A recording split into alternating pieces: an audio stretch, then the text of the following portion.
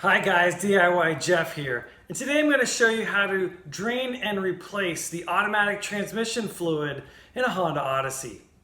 Welcome to DIY Jeff, where in the paraphrased words of Abraham Lincoln, I'm not going to lie to you. This procedure is applicable on all 1999 through 2004 Odysseys. Honda recommends doing an automatic transmission fluid change every 30,000 miles. So let's get started. First, you'll need to bring the vehicle up to operating temperature. I went out for a drive around the block, but you could just let the engine run at idle for a few minutes. The important thing is to bring the engine's temperature up to where the needle normally is when driving the car for a while.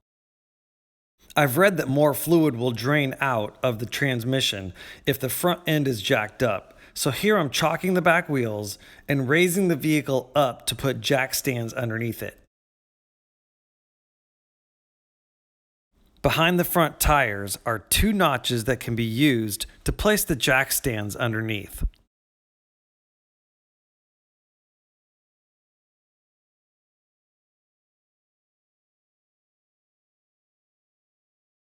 Once the stands are in place, lower the vehicle so it is resting firmly on the stands.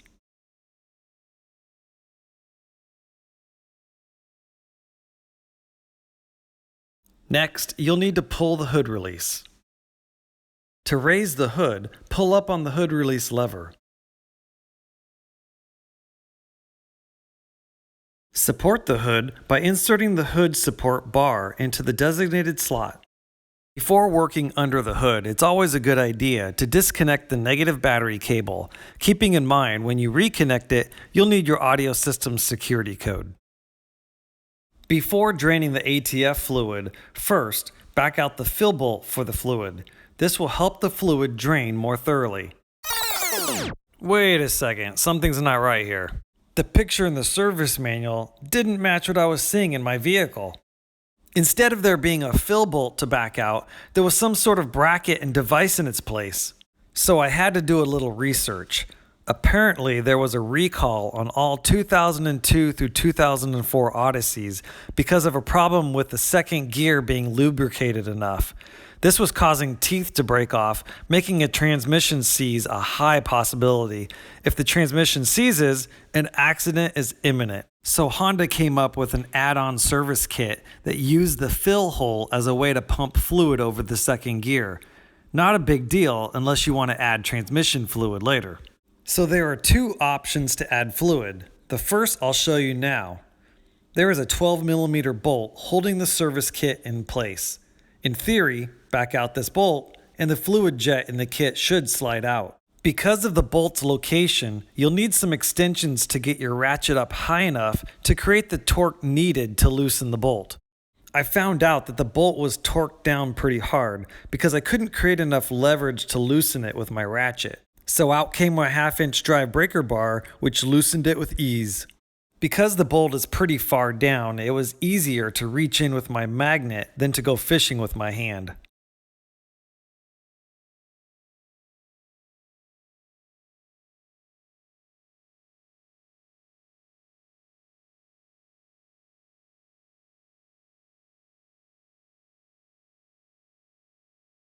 You may have better luck than me, but I spent 10 minutes attempting to pry it loose with a screwdriver and pull up on it to wiggle it loose, with no success. There's an O-ring on the jet, and I decided it wasn't worth the possibility of damaging it since I didn't have a spare. I reinstalled the bolt and moved on to my second option, which was to pour the fluid into the fluid level check tube. The drain plug is located under the driver's side front undercarriage of the vehicle. The bolt is designed to be loosened with a 3/8-inch drive ratchet. I attempted to break it loose, but it's held down with 36 foot-pounds of torque, so my breaker bar made an appearance once again.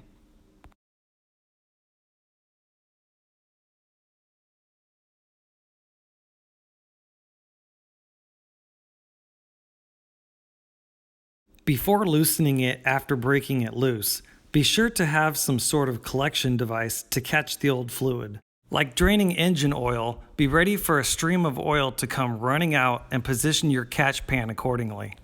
It will take about 10 minutes for the oil to completely drain. While you wait, now's a good time to inspect the drain plug. As you can see, mine is covered in sludge.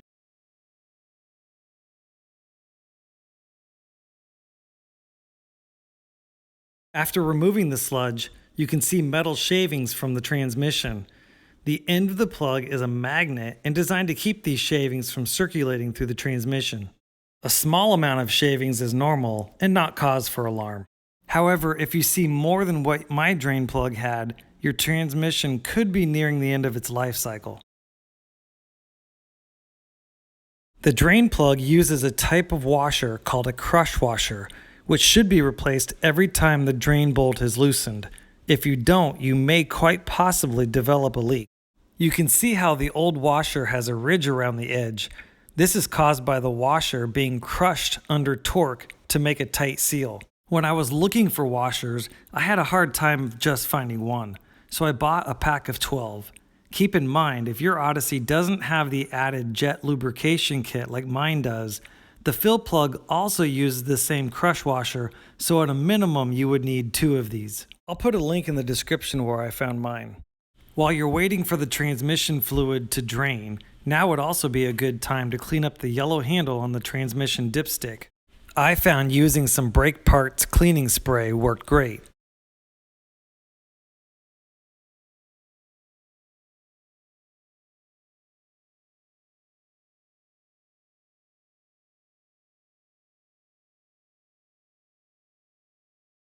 By now, the fluid should be done draining.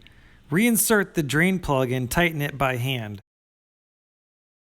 Use a rag to wipe up any drips. Using a torque wrench, tighten it to 36 foot-pounds. New transmission fluid is a clear red.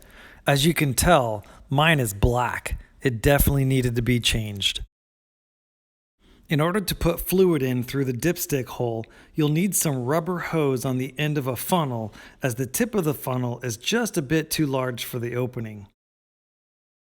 Insert the rubber hose into the dipstick opening by squeezing the rubber to make it fit.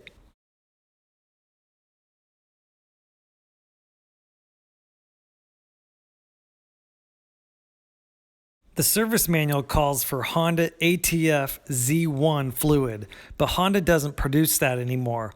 It's been replaced with ATF DW1.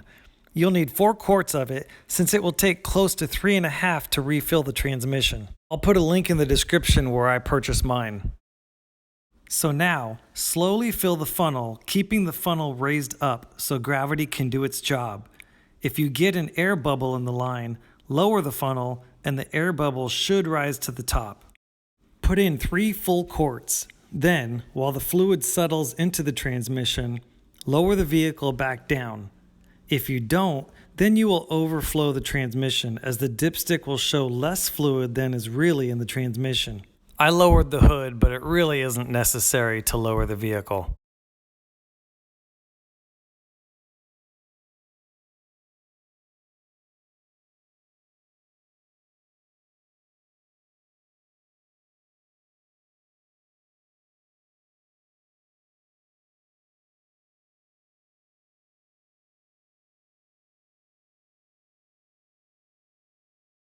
While the fluid is settling in the transmission, now is a good time to put the old fluid into containers.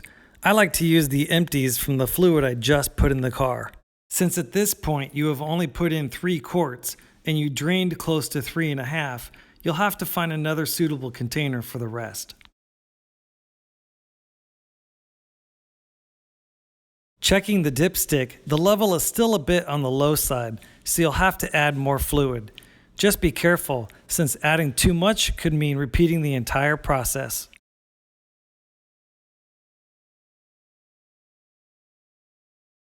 So keep checking the level. Because we're adding fluid through the dipstick tube, you'll need to wait a couple of minutes after adding fluid to check the level, or this is what you'll see. Fluid higher on the stick, making it difficult to read. If you'll wait, it'll be easier to read. When you get to this point, reconnect the negative battery cable. Start the vehicle and putting your foot on the brake, shift through all the gears so that fluid evenly disperses between them. Do this twice. Turn off the vehicle and check the fluid level again. If needed, add more fluid. I like my fluid levels to be on the high side, but if it's anywhere between the high and the low mark, you're fine. I ended up using 3.5 quarts total when it was all said and done. And that's it. That's all there is to it. I hope you found this video helpful. If you did, give it a thumbs up and consider subscribing to my channel if you're not already subscribed. Also, click the bell icon next to the subscribe button and you'll get notified every time I upload a new video. DIY Jeff, a YouTube channel where I'm not gonna lie to you.